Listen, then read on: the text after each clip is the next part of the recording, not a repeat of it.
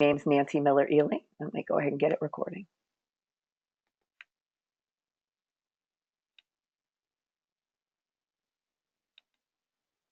All right, I want to welcome everybody to the Wellness 101, our online event for this evening. This is sponsored by Nutrimetrics. I want to thank Sarah Tegender for the invitation to be with you all this evening. I typically do wellness events in my home or in a doctor's office, and sometimes we do them online. The goal always is to share some good information with you that will help you to be the best version of yourself. So those of you that don't know me, my name's Nancy Miller-Ihli. My background is that I served as USDA's National Program Leader for Nutrition for the United States. So I have more than 25 years of nutrition-related research experience. I was funded by a lot of different government agencies, which are shown there. You've got a little bit of an alphabet soup. But one of the key focuses of my research was to look at absorption and bioavailability. I'm a trace element expert, so I did research related to chromium and zinc and nickel and copper and so forth. I have some more than 70 publications and a patent. I wrote a white paper on obesity for the White House when I was program leader. My current focus is community-based nutrition education and nutritional consulting.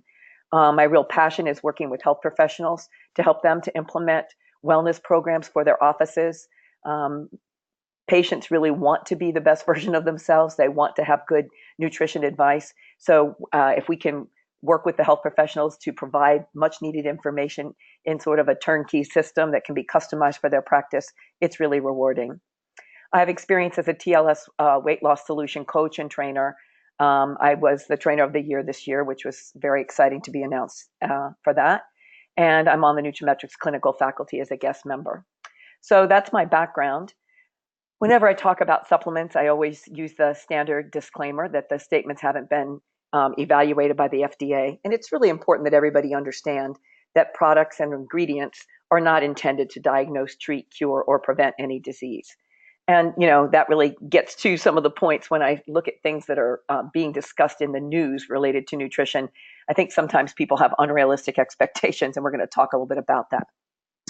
So I wanted to just start by talking about nutrition as really being the foundation for your health. I think we can all agree that something that we do 3 times a day, maybe we're not as well informed about that as we would like to be. When I was a teenager and we took home ec at school, they at least did a little bit of stuff with meal planning and recipes and food preparation. But now kids don't really get a whole lot of that.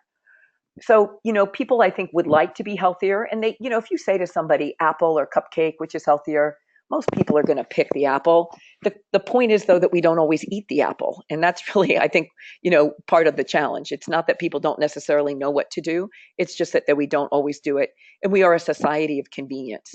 So let's take a look at this little map here that's being shown for the United States. And you can see that like a huge number of people are getting less than 2 servings of vegetables per day. In fact, all of the green colors, relate to numbers less than 2. I live in the state of Maryland, and it's like 1.6 servings of vegetables per day.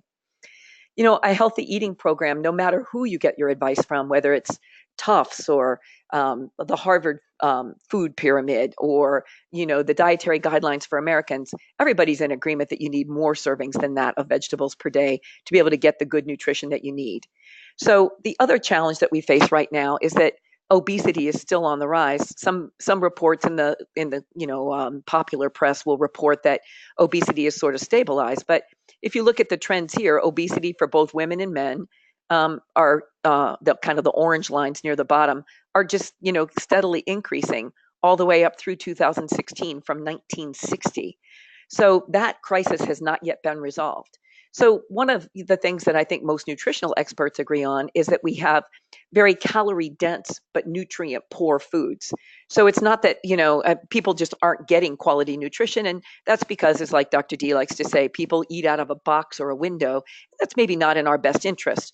I always, when people are asking me, gee, Nancy, how do you read a label? How do you know if something's good? How do you know if it's low glycemic? How do I know if a food is a good choice for me? How many grams of fat? How many grams of fiber? I mean, it's really interesting because most of the healthiest foods don't have labels. If you think about that for just a second, if you go into the store, the apple doesn't have a label on it. If you go get a chicken breast back in the meat department, it doesn't have a label on it. So, but what happens is that people are, very busy, and we kind of get sucked into the whole idea that we have to have convenience, and convenience doesn't always equate to healthy. So I think everyone can agree that good nutrition is key because, we need vitamins and minerals for every little metabolic process in our body. And what I mean by that is we have lots of little chemical reactions going on in our body. And almost all of those reactions require a vitamin or mineral as a cofactor. We know that unhealthy eating and physical inactivity counts for more than 500,000 deaths per year. And I think all of us can agree that wellness is way more than just the absence of disease or illness. So, there's a lot of different health challenges out there that are affected by nutrition. A lot of people eat what we call pro-inflammatory diets. So when we eat that way and we have more inflammation, that causes all kinds of disruption in the body. As an underlying theme, most chronic challenges, health challenges, have inflammation at the core. And that, whether we're talking about heart disease or cancer or food allergies, osteoporosis, even obesity is a pro-inflammatory condition. When someone's overweight, that means that their body's inflamed. If we can help to reduce the inflammation, then it's easier for people to release the weight. So, people say we should eat healthy. And I think that's one of the most frustrating things that many of my clients that I work with on weight loss hear. Like their doctor will say to them, please just eat healthy. But, if I were to ask 10 different people what eating healthy means, I'm going to get probably 10 different answers. So one thing I wanted to just discuss tonight is the importance of ensuring as you eat that you get essential nutrients. That's really one of the key things to help to ensure your success. Essential vitamins and minerals are the things that your body can't make. So you have to take them in through your diet, either as in your food choices or through a nutritional supplement. All of these nutrients are absolutely essential for life. That's why they're called essential vitamins and minerals. It's not optional. It's not recommended. It's required. So they did a study. They do a big study called NHANES, which is a National Health Examination Nutrition Evaluation Survey. And they look at different nutrients. They look at what people are taking in through their diet. They also do some blood tests as appropriate, and they look for different markers for disease. They measure a lot of different parameters. And what they found is that the nutrients that are listed here, starting with vitamin D, vitamin A, vitamin E, vitamin C, folate, calcium, magnesium, potassium, fiber, and then iron, are all food components that we're not getting enough of. The target intake is called the EAR or the AI, and that's shown at the top of the slide. The EAR stands for Estimated Adequate Requirement. If you hit this intake, you have a 50-50 chance that that's going to be enough for you. So, pause and think about that for a second. If I were to take someone, out here on the interstate and say, okay, if you run across, I'll give you $100,000. You got a 50-50 chance you're going to make it. I don't think that's a bet that most of us would want to take, right? But yet, that's the guideline that's set up for individuals. As a result of the report, there was a scientific report from the Dietary Guidelines Committee, and they talked about the fact that some of the things with the red, are actually public health concerns because underconsumption of those is going to relate to adverse health outcomes for the population as a whole. So that really becomes a problem. These are the data showing what percentage of the Americans with intakes below that EAR. And again, even if I hit the EAR, I only have a 50-50 chance that it's going to be enough for me. That's the statistical definition of that particular metric.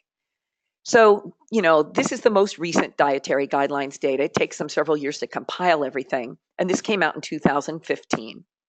But you can see that more than 90% of Americans were not getting the EAR for vitamin D. A huge percentage for vitamin E. Magnesium, more than 50% of people were not getting adequate magnesium in their diet. So let's pause and think about that for a minute. Magnesium is so critically important for muscle relaxation. It supports head comfort. It supports recovery after exercise. So if people aren't getting it, and I bet if we stop 5 people on the street and said, quick, name 5 foods that are good sources of magnesium, the average person couldn't do it. Look at calcium. We're one of the leading countries for osteoporosis and osteopenia, and we're one of the most, financially well-off countries in the world. So, but people aren't getting what they need in their diet.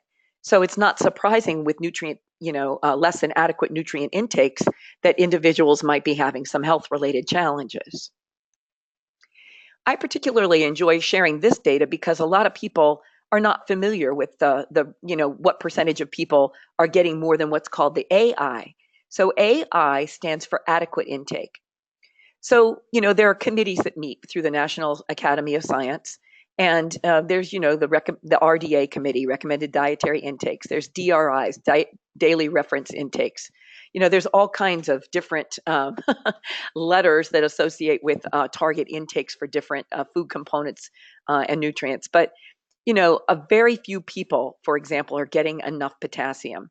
And by the way, an AI is what happens when the nutritional experts can agree on something more sophisticated like the EAR or the DRI or the RDA. So the AI, less than 5% of people get enough potassium. Potassium is like critically important. All of the, sodium, potassium, all your electrolytes are kind of really responsible for kind of keeping you upright and moving forward. And then, dietary fiber, not 5% of Americans get the recommended intake for that. And in the United States, the, USDA has put forth as a recommendation 25 to 35 grams of fiber per day. Yet the average American gets less than 12 grams. And, if people had more fiber in their diets, they'd have less challenges related to weight, less challenges related to detoxification, and probably a significant lower incidence of colon cancer.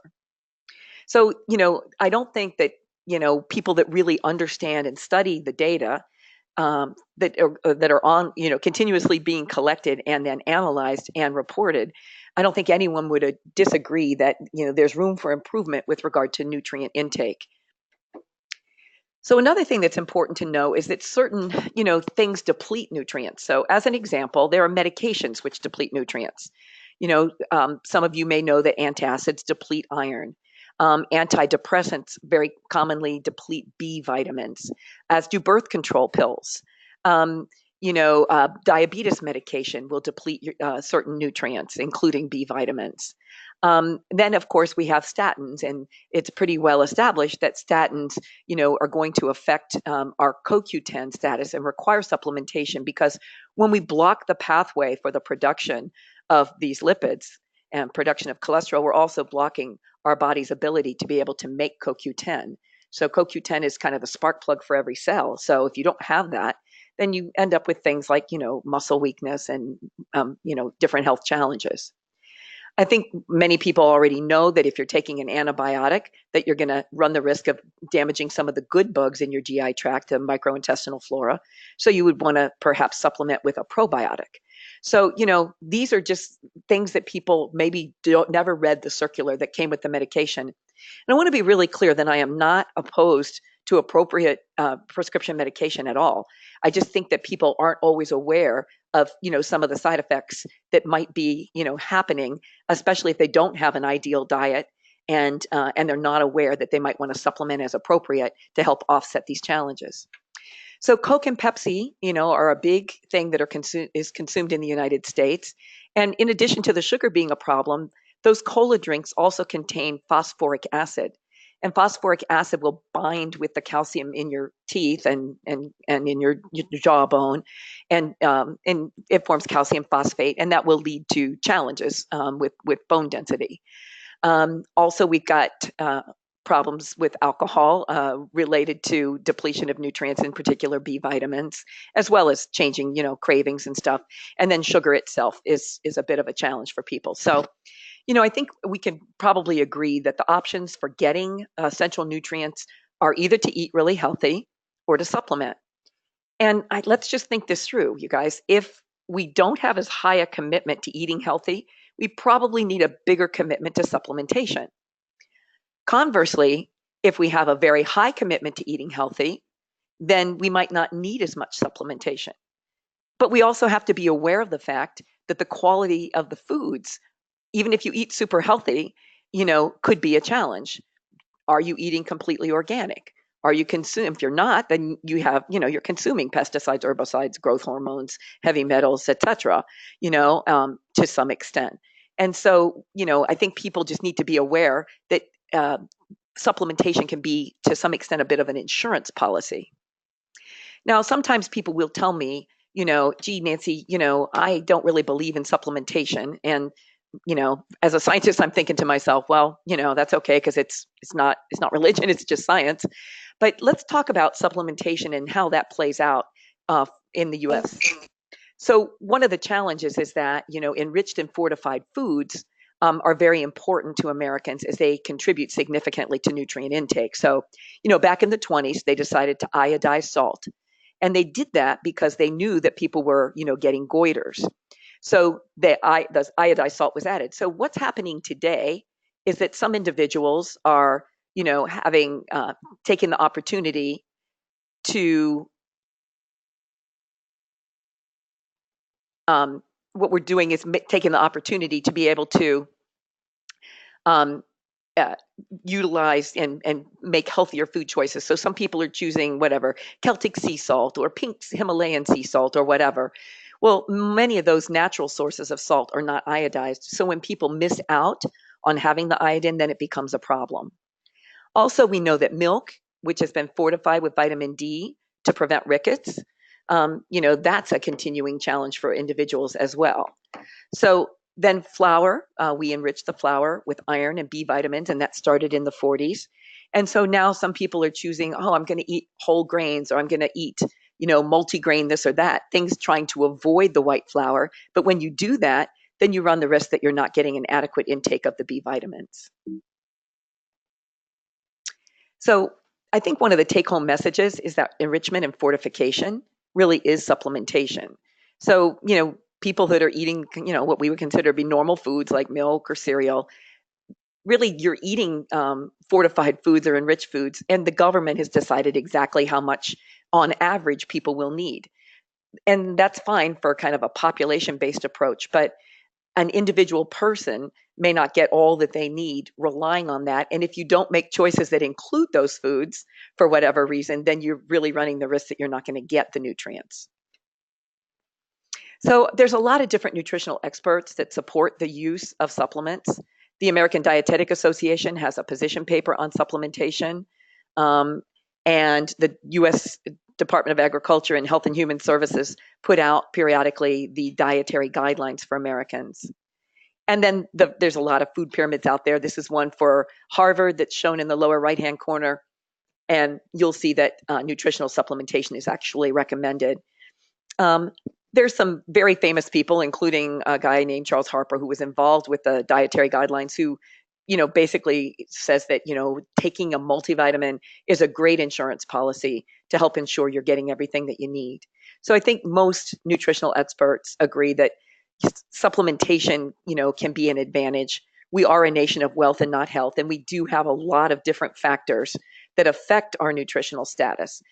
It's not just poor food choices. It's, having too many calories. It's having a lot of inactivity. It's stress. It's too little sleep. And then we already talked about the high incidence of some chronic diseases. And I think people really benefit from lifestyle education because that can reduce healthcare costs and also improve their own health status. And then finally, sometimes nutrient depletion is a result of different medical interventions. And, that's definitely a concern for some individuals. So I think we can agree that not all supplements are created equal. So one of the things that's important for an individual who has a commitment to supplementation is to find a high quality product line to work with. From my perspective, scientifically based supplements have some key, distinguishing features. One is that the ingredients are what we call GRAS approved. It stands for generally regarded as safe. They need to be high quality ingredients. Many people don't understand that the FDA doesn't approve necessarily individual supplements, but they regulate the whole industry and they do maintain the list with regard to the appropriateness of the ingredients. If there's a problem with the product, of course, they're going to check with it. A lot of people don't understand DSHEA, which is the legislation which kind of governs or provides the oversight for supplementation in the United States. And that's something that's very interesting. If you haven't learned about that, you can check for that information on the FDA website. But appropriate quantities of essential vitamins and minerals need to be in each dose. I get really frustrated when I pick up a supplement and they've got some kind of proprietary blend. They won't tell you how many milligrams of anything are in it. And, it's then you don't know. And it makes it difficult for people to be sure that they're going to get enough. As an example, um, looking at what the recommendations are for omegas, you might in a warehouse brand kind of pick it up and it'll say to take 2 capsules, but really to get the American Heart Association's recommended intake, you might need to take 10 capsules, but it doesn't reflect that. And many people they're not well informed enough to know in terms of the number of milligrams of EPA and DHA, what they need to take. I think it's also really important to consider the bioavailability because, that's kind of determined by each individual person. Our ability to absorb nutrients changes depending on our gut health, our overall general health, our age, et cetera. But, there's no question that different delivery systems are going to impact how much you have the potential to absorb. So it's how much somebody can absorb that matters, not just the number of milligrams that are on the label. So if a company picks a form because it's cheap, but it's not really readily absorbed, then that's a problem. So I just want to mention the isotonics advantage. I know many of you are familiar with isotonics. When people take pill or tablets, oftentimes they just pass through their GI tract completely undissolved or not broken down. Sometimes I almost feel like you can read the brand on these when you look at these x-rays. But there's no anybody that works in the healthcare field who's looked at x-rays has seen similar things. So the question is, it does something with binders, fillers, coatings, and excipients. Is it going to be broken down by everybody? So an isotonic is a powder that you mix with water and drink. It's going to go into an isotonic form, kind of like an oral IV. The advantage is that you can get up to 95% absorption in 10 minutes or so, whereas with a pill or a tablet, it could take hours and you might only get 30 or 40% absorption during the same time period. A pill or a tablet's going to rely on your stomach, your body releasing stomach acid and then being able to break it up, whereas the isotonics are going to go right into your stomach and it's going to be seen. And as your stomach is pre-digested food and your pyloric valve will open up and just pass it right through to the small intestine for absorption. So that's really one of the most important distinguishing features about the particular products that I'm going to be talking about in just a couple of minutes, which I think are key products for everyone to consider. So, an isotonic formulation has a particular chemical makeup. It's kind of the same osmolality as your tears, bodily fluids. You've got rapid and more complete absorption potential. You have the option for the opportunity for enhanced bioavailability. It's an effervescent formulation, so it's got some potassium bicarbonate in it, so it's kind of an effervescent formulation with a fruity flavor. Most people find it to be really palatable. People love it. And actually, sometimes I tell people it's what's not in there that's really important. There's no added wheat, soy, yeast, gluten, artificial flavors, starch, salt, preservatives, or milk. And when we're working with individuals that are trying to avoid some of these things, then it can be a huge advantage to know that those extra things are not present in the product. So how do you decide what supplements really are right for you? I love to work with people and I like to ask them, where are you on a scale of -5 to +5? -5 is you don't want to get out of bed. 0 is like everything's kind of okay, but it's not great. And then +5 is like, I can do anything that I want. If I want to go out and run 5 miles, I can do it. If I want to be able to go and walk for a full day touring somewhere while I'm on vacation, I can do it. So once somebody tells me where they are, then I ask them where they want to be. And I think this was like learning to do this was really helpful for me because I always assumed everybody wanted to be what I wanted to be, which was, why wouldn't everybody want to be a +5? But honestly, there are people that just want to go from -5 to -3, or there are people that just want to go from -3 to 0. And you know what? Everybody's health goal is their health goal. So I'm great and more than willing to, meet people where they are. It's fine with me, whatever somebody's goal is. Some people just are more comfortable taking small, stepwise progressions with their health. That's fine too. So once I know where somebody is and where they want to be, then that gives me an indication of what their commitment level is. And then I can make suggestions that are going to be more appropriate. The other question that I really like to ask is, if there were one thing that you could do to change your health, what would it be? Because if somebody's telling me, oh my gosh, I just can't get quality sleep, I just am not rested enough, then I kind of have an idea maybe where to start. But if somebody's just asking me in a general sense, like, Nancy, what do you recommend as just for good general health? Then there are a few products that I think are really important. And then I also turn them to some tools that we have available. And whoever invited you on this webinar can talk to you a little bit about these tools. There's something called the Nutri-Physical. There's a weight loss profile. And then for our qualified nutrimetrics health professionals, we actually have gene SNP testing, which allows us to look at genetic variations for which a nutritional intervention can make a difference.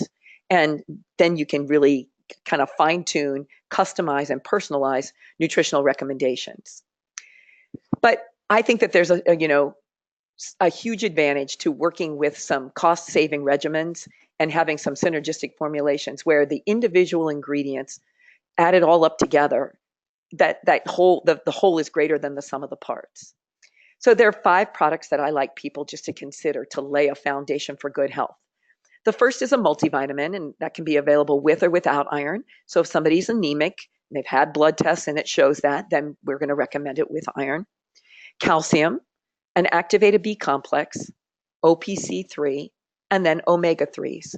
And in my opinion, these 5 products serve as a wonderful foundation for optimal wellness and are going to be appropriate for probably 95% of all people. So the Isotonics multivitamin is a great product to serve as a foundation for health. There's no benefit to taking more than a single dose, though, of multivitamin typically. Now, there are some recommendations out there that say as we get older, because our ability to absorb nutrients decreases, that there could be an advantage to taking slightly more. That's going to be less of an issue with the isotonics just because we're not dealing with like binders and fillers and coatings and the things that that led researchers to say, well, it might be an advantage to increase once people get over age 70 or into their 80s. The reason that you don't need more is, and I mean, a 150-pound person and a 300-pound person need the same amount typically of most vitamins and minerals, is that they serve as cofactors for the little chemical reactions going on in your body. So it doesn't matter about your size. It just matters that the chemical reaction is happening. Consistent usage with a multivitamin is what's going to get somebody really great results. You can't just take it kind of what a medical people would call PRN or as needed. You won't get the maximum benefit. It's consistent use with a multivitamin that really makes it worthwhile and is going to get you the results serving as a foundation.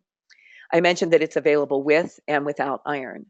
So, I think most people understand a huge percentage of Americans take a multivitamin. Some research shows as many as 75% or even 80% of people do take a multivitamin. So the question is, are you taking one that's going to do the best for you? When I explain to people about the delivery system and the isotonics advantage, many people are interested in upgrading to that delivery system, and they want to have the benefit of the potential for enhanced absorption. The second product that I love is the Isotonics Calcium Plus. And there's a lot of different health benefits for calcium. I think most people think of, strong teeth and bones, but calcium can help to stabilize blood sugar levels. It supports cardiovascular health. It supports a healthy body weight. It's great for supporting muscle use and performance. So it's not just bones, but it's also muscles. It's great to help ease the discomfort of PMS. It can promote normal hormone secretion. And, people ask me all the time, well, how much do I need to take? Well, 1 capful or 1 teaspoon of the Isotonics calcium is going to provide 375 milligrams. So what's typically recommended is that an individual would take 2 doses per day, which would be 750 milligrams. Now you might say, well, but it says on this infographic, Nancy, 1,000 milligrams per day should be a good target for individuals ages 19 to 50. Well, that's true, but we know that people are going to get some from their diet, so it's not necessarily critical. You don't need to get all of it from supplementation. The reason that you take only 1 capful at a time and not 2 doses is that your body can only absorb about 400 milligrams of magnesium at a time. So if you take more, you don't absorb the full amount, and you even run the risk that you might absorb slightly less. So that's why it's designed to be taken in divided doses. I love it. Myself, it's great to take the second dose, perhaps right before bed. Our calcium contains calcium. It contains magnesium, which will help with muscle relaxation. So, it's excellent. There was a reason that grandma said, have some warm milk before you go to bed. So supplementing with calcium can be helpful, for relaxation and for sleep as well. The third product is the Isotonics Activated B Complex. And our B complex is in what's called the reduced form. And reduced doesn't mean less or anything, it just chemically speaking, means that it's in the active form. It's great for cardiovascular health. It's good for eye health. It's good for helping with weight again. It's good to maintain healthy levels of serotonin. If you don't have enough B vitamins in your diet, then you may feel some feelings of fatigue and stuff. It's a great thing to help to reduce stress or improve mood. And I have people who, said, Nancy, I was never like on an antidepressant or anything, but I just always felt like kind of down. But with the activated B complex, I feel great. And one of the key things is that it contains the reduced or the methylated form. So if you took chemistry in high school or in college, you might have learned about methylation. It's really just where your body adds a carbon and 3 hydrogens. So for us to be able to absorb B vitamins, they have to become methylated in the body. Some of us, including myself, don't have a particular enzyme that's responsible for methylation. It's called an MTHFR variant. I have that variation, so I don't methylate B vitamins well. As a result, I need to take it in the form that's already methylated. And isn't it awesome that there's a product available that's going to have it in the form where everybody can use it, already methylated, good to go? So I'm very excited about that. Our gene snip testing does check for that.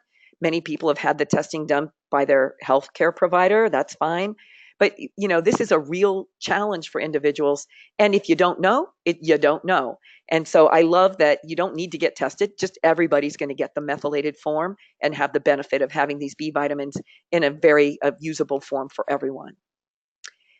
The third product I wanted to talk about is OPC3, or fourth, excuse me. And OPC3 is one of the key products and that I'm excited about. When I was introduced to the business, I was introduced by my veterinarian, and Linda said to me, Nancy, we've got this product called OPC3 that I think would be great for you. And I said, oh, you mean oligomeric proanthocyanidin? She goes, how do you know that? So when I was the program leader for nutrition working at USDA, we published a database on the OPC content of foods. And we did it because those compounds, which are basically water-soluble plant extracts, they're anti-carcinogenic, they're anti-atherogenic, so avoid plaque buildup, minimizing the risk of heart disease, and they're anti-inflammatory. So when Linda explained to me that there was this great concentrated water-soluble extract available as a supplement, I was super excited. So I wanted to try it right away because I have some pro-inflammatory autoimmune challenges. So I did. And it helps to combat free radicals. It's a potent antioxidant. It helps with inflammation, helps with maintaining healthy cholesterol levels, healthy circulation, joint flexibility, helps with cardiovascular health, helps reduce menstrual cramping and abdominal pain, helps support visual acuity. It helps with blood vessel dilation, so it's a vasodilator, helps with healthy nitric oxide levels, healthy complexion, healthy blood glucose levels, healthy platelet activity, healthy sperm quality, and promotes sinus comfort. So whenever I talk about it, I feel a little bit like a snake oil salesperson because look at all the health benefits that this provides. But let's back up a step and remember that I told you that when I was program leader for nutrition, we published a database on the OPC content of foods because we knew that these natural plant compounds could make such a big difference for people and their health. So, I love the fact that we have something that's such a high quality and high potency product. At the time, the company had not done any clinical trials with the isotonic version of it when I first learned about the product. They certainly had lots of research on the ingredients in it. But I had my doctor do some blood work for me and my little experiment of Nancy equal 1. I saw a 50% reduction in my C-reactive protein. The company subsequently done a very nice clinical trial where they had a large population and they compared pills and tablets with the exact same formulation to the isotonic formulation. They found that not only was it more quickly and more completely absorbed, but they found that there was a 52% reduction in C-reactive protein. So people really feel the difference with this. The key is to take enough of it. And there are specific guidelines on the bottle, but this is one product that would be weight dependent because a smaller person would not require as much as someone who's larger. So if somebody's less than 150 pounds, their normal dose would be 1 capful or bottle cap full, which is equivalent to like a teaspoon. And someone who's larger, a maintenance dose would be 2. But this is a product where if somebody has a lot of inflammation or challenges related to allergies or wants to really make significant progress on their health goals might be taking a larger amount, maybe 3 caps a day. I love this infographic that talks about the power of pycnogenol, which is one of the key ingredients in the OPC3. It talks about the fact that 57% of people were able to cut their blood pressure medication in half. 56% got improved physical function. 55% had decreased pain. 50, let's see, the HDL went up for 10% of people. So, like, significant health benefits with this, and the company has an exclusive license for the isotonic capable pycnogenol. So, although you might see some knockoffs out there, no other company has a license with Horfog, who's the company that makes the pycnogenol for isotonic capable. So these 4 products are put together in a regimen that we call Daily Essentials.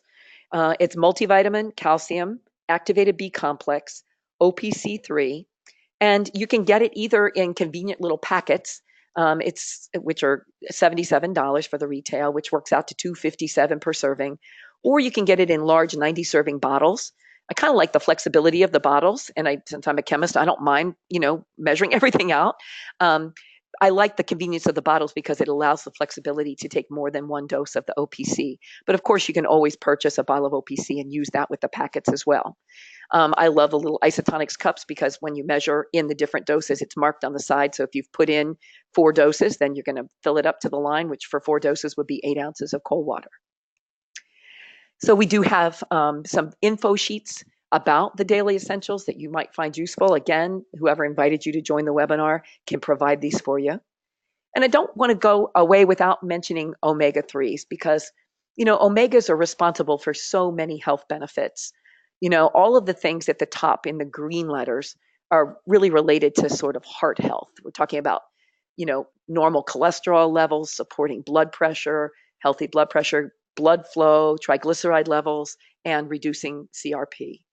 It's also important to know that omegas help with eye lubrication and tear production and blood flow to the eye, as well as helping with low light visual acuity. So like as we get older, some people just have trouble, especially like at dusk time, being able to see. Well, omegas are known to help with that. There's plenty of research showing that. Obviously, omegas can help to support joint health and a healthy complexion. They're used to help enhance mood. In fact, the Army did a huge study with PTSD with the use of omegas and got amazing and good results. And I think an important thing to know is that the best omegas are made with small fish. You don't really want, the 700-pound tuna. You would really rather have small fish like sardines and anchovies because little fish get eaten by medium fish, get eaten by big fish. And when you do that, you have what's called bioaccumulation. So toxins are more prevalent in much larger fish, whereas small fish taken from clean waters are much less likely. And then, of course, any quality omega-3, including the heart health that we're talking about this evening, would use molecular distillation to remove any impurities. People will ask sometimes, how much EPA and DHA? You want the ratio of 3 to 2 or 1.5 to 1 for those 2 active ingredients. And, 4 capsules will provide 3,000 milligrams of EPA and DHA. Many people are going to just go with 2 capsules a day, which is, kind of a good just maintenance dose, great for helping to reduce inflammation and provide, the necessary fish oils. People will say to me, Nancy, can't I just eat salmon? Well, but you'd probably have to eat like 8 ounces of salmon. And if you wanted to get 3,000 milligrams of EPA and DHA from tuna, you would have to eat more than a can. You have to eat a couple of cans worth.